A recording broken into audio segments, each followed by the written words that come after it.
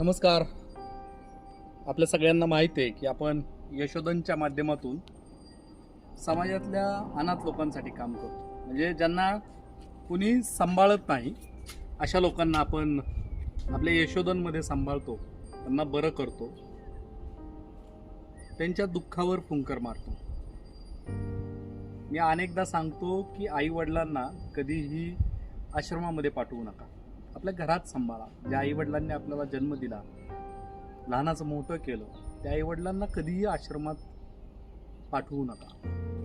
काल आम्ही त्या आमच्या जयश्रीत आहेत यांना काल पोलिसांच्या माध्यमातून आपल्या इथं दाखल केलंय.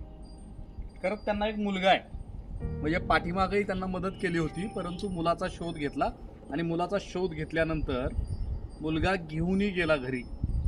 परंतु गेले अनेक महिने झालं त्या आजीला सोडून मुलगा कुठं गायब झालाय हेच माहीत नाही आहे.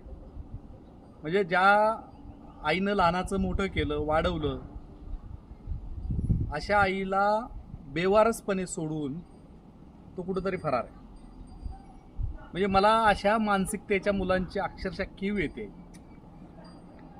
खरं तर वय झालंय आणि अशा वयोवृद्धपणामध्ये आता ह्या आजीनं कुठं जायचं?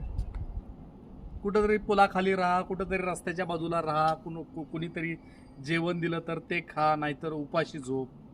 अशी वेळ नको ना यायला. खरं तर ह्या सगळ्या लोकांच्या दुःखावर गेली अनेक वर्ष झालं आपण फुंकर मारतोय. काल त्या आजीला आपण मदत करून परत आपल्या यशोधनमध्ये घेऊन आलोय. खरं तर हा व्हिडिओ त्यांचा मुलगा जर बघत असेल ना, तर माझी कळकळीची विनंती की दादा, तुला थोडीशी लाज वाटू दे. ज्या आईनं जन्म दिला ना, त्या आईला तू रस्त्यावरती सोडून गेलाय. याच्यासारखा दुसरा नालायकपणा नाही. आज खरं तर त्याची आई काय आणि माझी आई काय, दोन्ही एकसारखंच आहे. आज मी ह्या आजींना खरं तर आश्रमात जमा करून घेतलंय, त्यांना आपण सांभाळतोय. त्या नालायकांनी जरी सोडलं असलं ना, तरी आपण यशोधन आणि यशोधन परिवार म्हणून यापुढे त्यांची खूप चांगल्या प्रकारे काळजी घेणार आहे. मित्रांनो, आपण सगळेजण बरोबर आहात, म्हणून खरं तर यशोधनचं भव्य दिव्य काम आम्ही सर्वजण करू शकतोय.